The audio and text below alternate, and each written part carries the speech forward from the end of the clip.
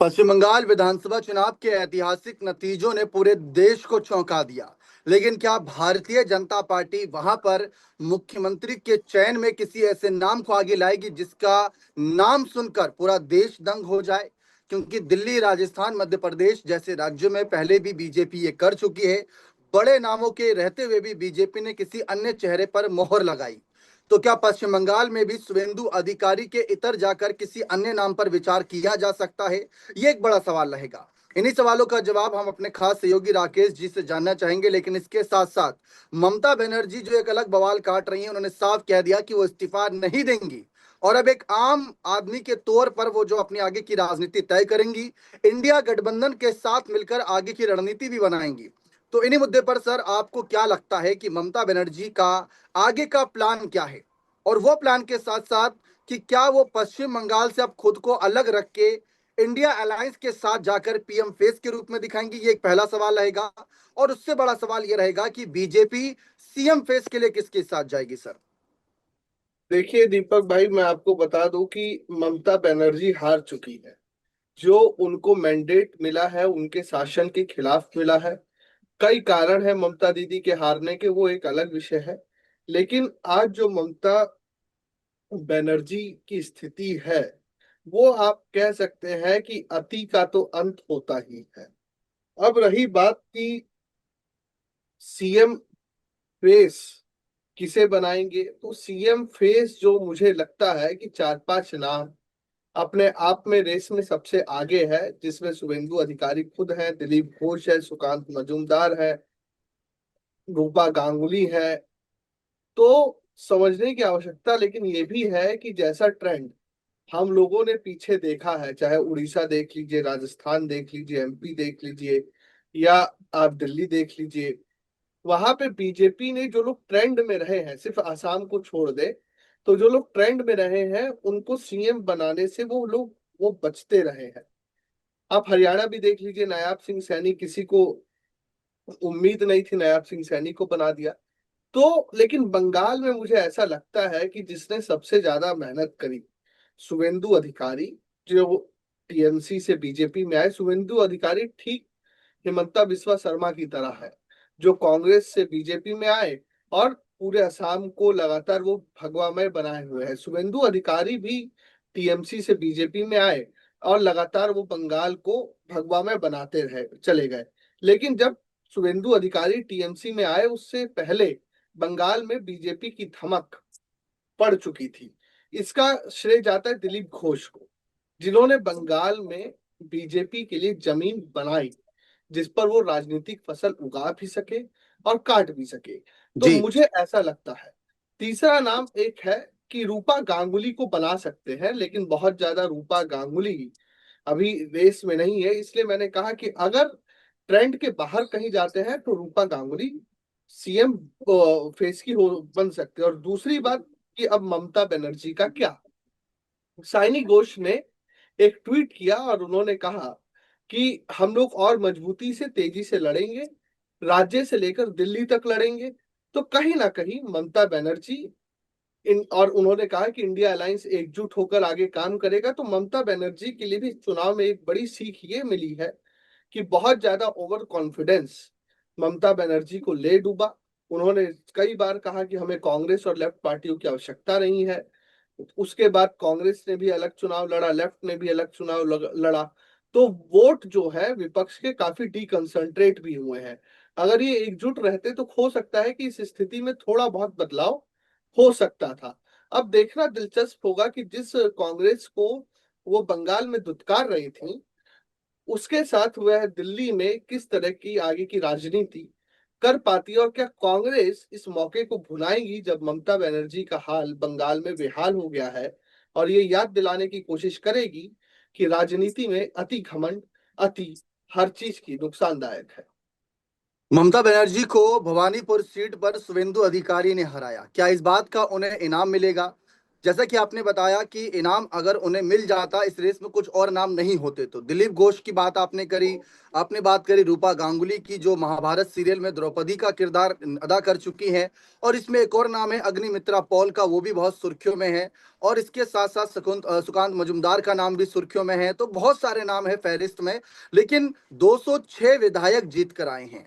और बीजेपी ने जिस तरीके से रेखा गुप्ता को आगे किया था, जिस तरीके से भजनलाल शर्मा को आगे किया, जिस तरीके से मोहन यादव को आगे किया, वो चौंकाने वाला डिसीजन था उनका साल 2024 और 25 में। लेकिन साल 2025 के बाद 2026 की शुरुआत में एक और बीजेपी ने चौंकाने वाला डिसीजन लिया था कि बिहार में जब पहली बार बीजेपी का सीएम बना, तो सम्राट चौधरी को उन्होंने मुख्यमंत्री बना दिया। सम्राट चौधरी ना तो आरएसएस की भूमिका से आते हैं, पृष्ठभूमि से, ना ही उन पर ऐसा देखा जाए तो बिल्कुल साफ छवि के नेता माने जाते हैं।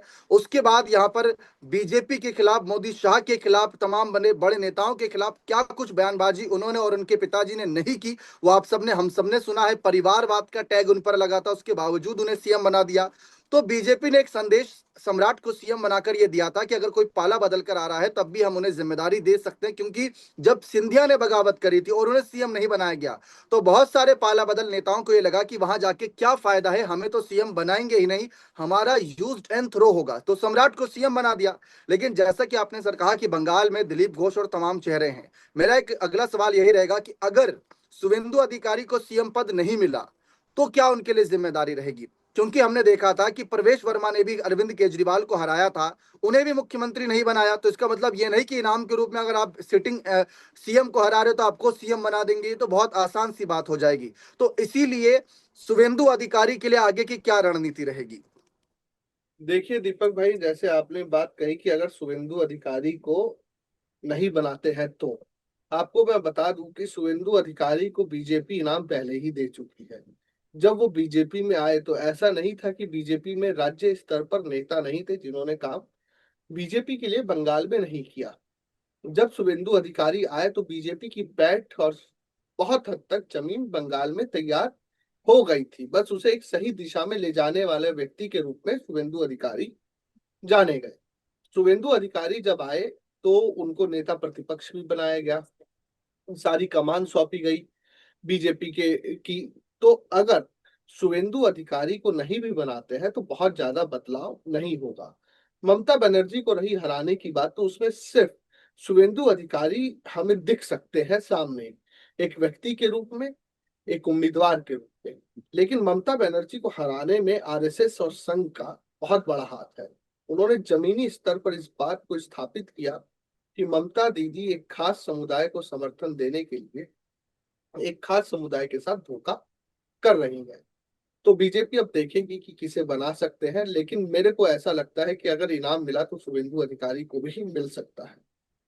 लेकिन सर, जिस तरीके से बिहार में जब महागठबंधन हारा, तो जी। महागठबंधन 20 25 30 35 पर सिमट गया, यानी 35 महागठबंधन ने टोटल जीती, 25 आरजेडी ने जीती थी।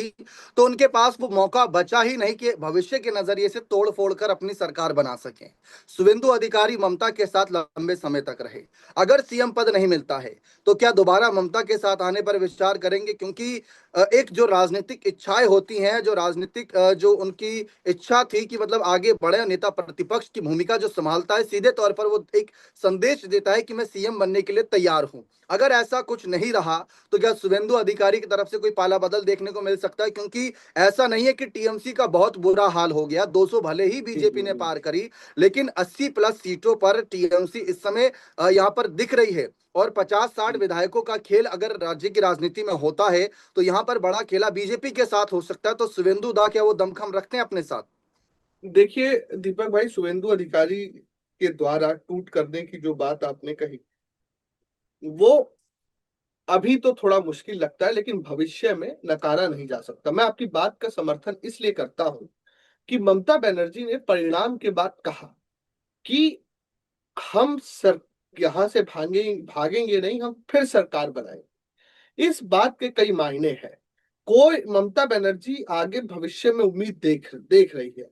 अब वही बात है कि डूबते को के लिए तिनका कौन बनेगा? ममता बनर्जी की जो नाव इस समय हुगली नदी में डूब रही है, वहां से उनके लिए तिनका कौन बनेगा? हो सकता है वो शुभेंदु अधिकारी हो, लेकिन शुभेंदु अधिकारी को जितना इनाम दिया गया है बीजेपी की तरफ से और आने वाले समय में दिया जाएगा, इससे मुझे नहीं लगता कि शुभेंदु अधिकारी वह व्यक्ति बनेंगे। अगर बनते हैं तो अतिशयोक्ति नहीं होगी, क्योंकि कहीं ना कहीं टीएमसी उनके खून में तो है ही, उनकी विचारधारा में तो है ही। आप कभी ऐसा नहीं बोल सकते कि एक व्यक्ति ने विचारधारा बदल ली, पाला बदल लिया, दल बदल लिया तो उसके पूर्व की विचारधारा मिट गई।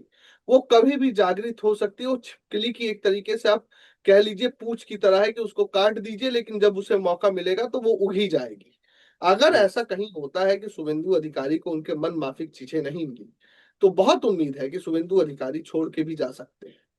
जी बिल्कुल, लेकिन बीजेपी के पास 206 विधायक हैं, 148 बहुमत का आंकड़ा चाहिए होता है। जी बंगाल में 50-60 विधायक बहुत बड़ी संख्या होती है। शुभेंदु दा के जी पास क्या वो दमखम रहेगा, या बीजेपी बिना कहे उनके मन मुताबिक पद उनको दे देगी, ये भी एक बड़ा सवाल रहेगा। लेकिन फिलहाल जाते जाते इस रिपोर्ट का अंत करते करते यही कहूंगा कि ममता बनर्जी के साथ बंगाल में कुछ यूं हुआ कि उनको उनके अपनों ने ही लूटा, गैरों में उतना दम नहीं था, क्योंकि ममता बनर्जी को 2 बार उनके ही करीबी रहे शुभेंदु दा ने हराया। कोई बीजेपी का बिल्कुल जमीनी स्तर का नेता उनके खिलाफ नहीं उतरा। अमित शाह ने दोबारा से उनको एक बार फिर से उतारा था भवानीपुर में।